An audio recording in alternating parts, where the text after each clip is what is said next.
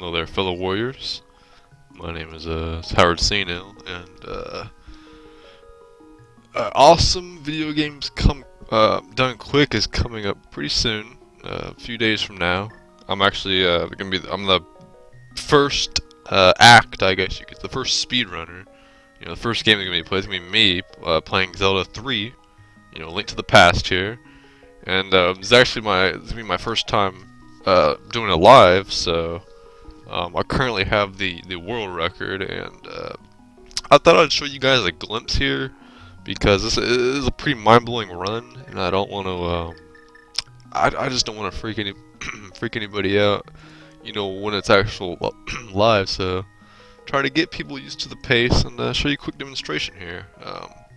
We're gonna be we'll go up till we save Zelda, I guess. You know, get her out of that place. Right here, this is actually kind of essential. You want to put your name as B, and quadruple L, and put a little comma at the end. This actually tricks the game's RAM, and instead of the normal 60 frames per second that it runs at, it'll now run at 62, saving a total of, I believe, over the course of the whole game, about 3 hours of time. So, I mean, pretty essential. We're playing the English version here.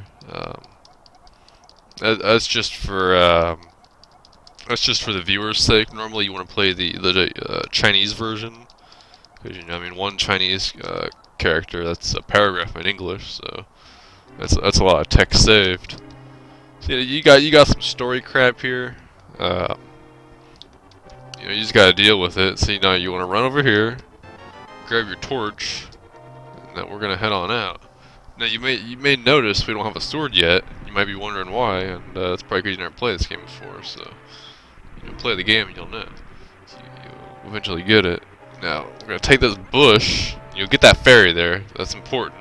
It's important. It stores a certain variable, and you hold it. If you hold this bush, and then right here you want to do a wiggle walk with the bush in tow.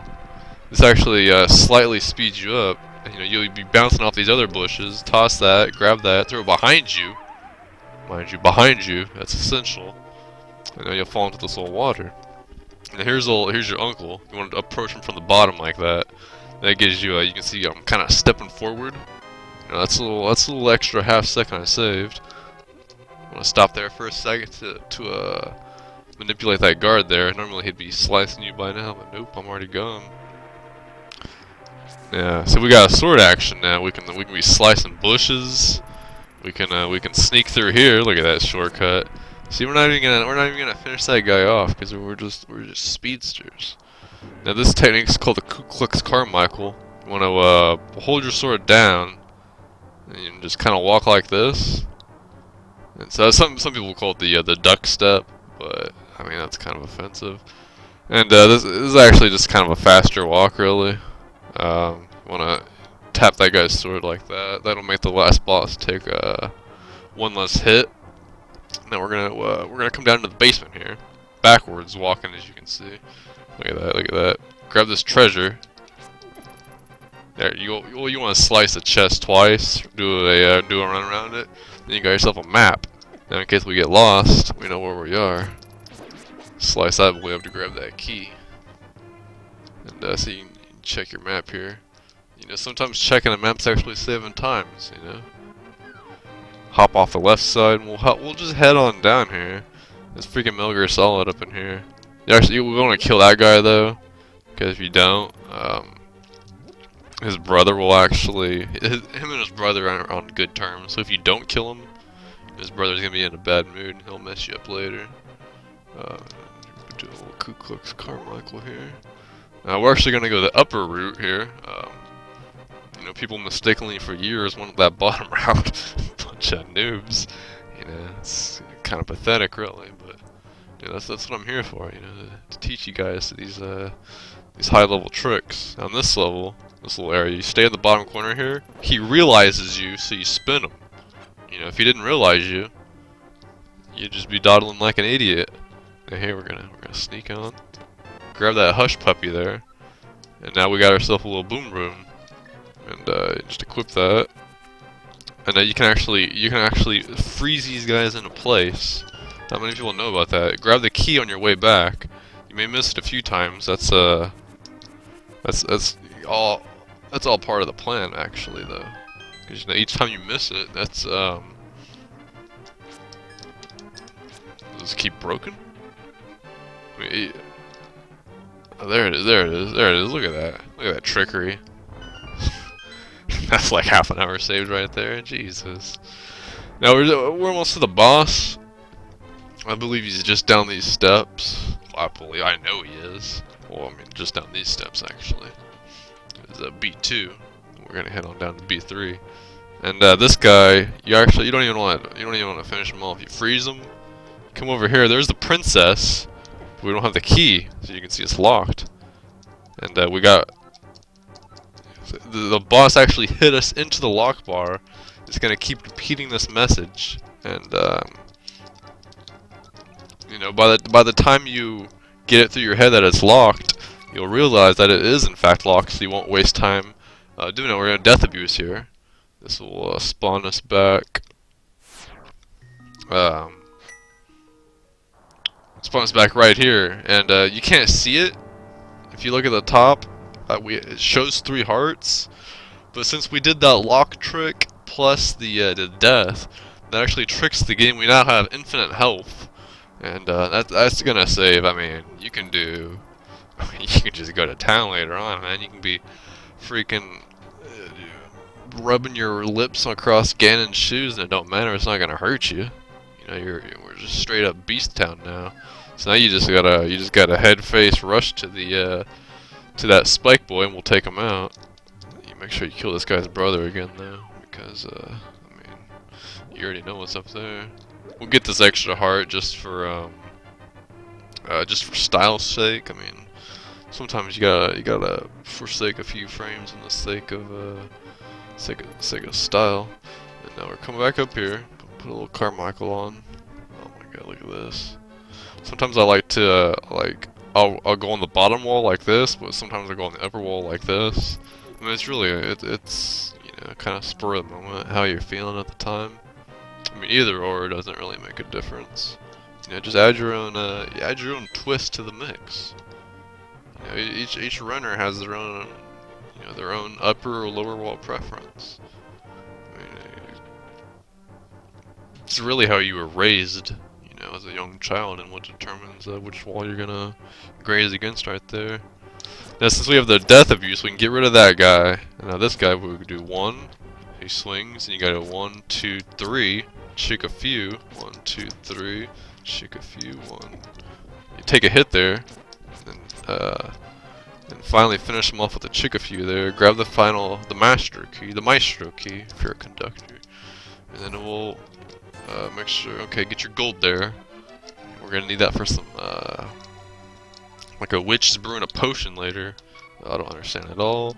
You tell her right here. You gotta tell her you don't understand at all the first time.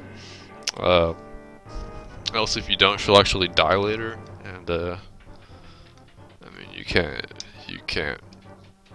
beat the game because she's dead. So I mean, that's not even a speedrun. That's just a basic Zelda technique right there.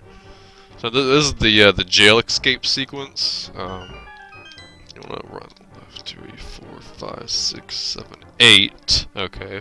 Now that'll spawn despawn these bats later. They give you some trouble. They'll block your path, and I mean, I usually die to them. So I mean, instead of taking the time to kill him, you might as well just despawn him. Now this guy, he notices you. You come this way. You lure him over here, and okay, right when he's right there on that sub-pixel, you scroll him off. Now this time when you go by him, look at that. You just squeeze on by like you're a freaking flapjack in a casino bar or something, you know. But yeah, we're just gonna take the princess here down to the sanctuary. We'll bring her out. There's like some old woman that talks to you. We're not gonna talk to her though. You're gonna head right here, kiss that wall, and now here's a little trick. Grab this pot, And you gotta line it up, the fourth diamond from the bottom here, which is right here. Throw it to the left and quickly run. And did we get it? Let's see. If this guard, yep, we got it. We got it. Oh, look at that. Oh my goodness. That took 5 hours of practice right there. If you don't know what that did, I don't even know what you're doing speedrunning. You probably want to go like, I don't know, read some nursery rhymes or something. And here we're gonna open bottom and then the middle. Okay, and check that throne. You push the throne for I think it's 10.1 seconds, and okay, and that'll make the you know, the boss fight, the first dungeon boss fight you may be familiar with. Those like bouncing knights pushing against that throne right there actually will. Normally you use like your bow and arrow or your sword, but that actually triggers it's like an AI pattern that enables. You can just use your little fire. This thing, just be like, oh shit, we're short of magic power. That's actually bad. I haven't played this game for like 5 years, so I forgot to get my magic power. Normally you'd have at least a few nuggets of magic so you can get these lights on so you can see where you're going. I mean, you can't just be flopping around here in the dark. St. Merlin's Magic Fortress. Kill that snake, and you gotta get your bearings here. See, there we go, there we go. Put that, yeah, there you go. Now you can see. You know, I mean, if you can't see, you can't play. Now, this may be a puzzle to some people, but there's actually a treasure chest right here. It contains a key, and you know, we're almost. This is pretty much Victory Road.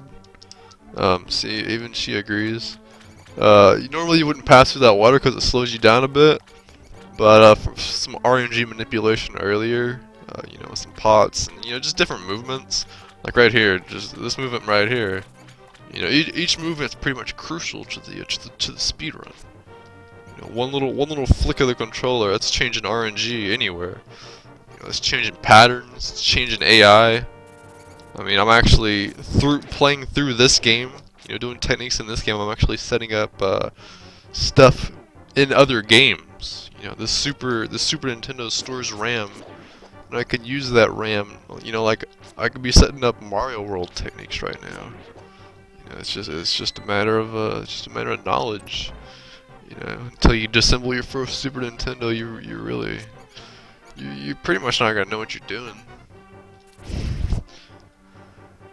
But yeah, we're almost there. You might see those bombed walls over there. Oh, in the old route, people used to bomb glitch and go through there, but I mean, it's just like a long straight path, which kind of, I mean, it really is just a waste of time. You may be thinking, why I didn't open the door first and let the snakes out? I mean, I'm not gonna keep snakes locked up like an asshole. This ain't some friggin' cruelty run. But here we are. The princess is safe. Let's see, our time is what? 13:40. Freaking holy shit! New world record right there. Not even trying. I'm breaking records. I mean, it's that easy. It's really just that easy. So yeah, you're probably kind of taken aback and struck in awe. I don't blame you. But wait till you see the real thing on I think when does it start? January 3rd or some crap. January 8th. I'll be front and center, so I'll see you boys then. I'll see you.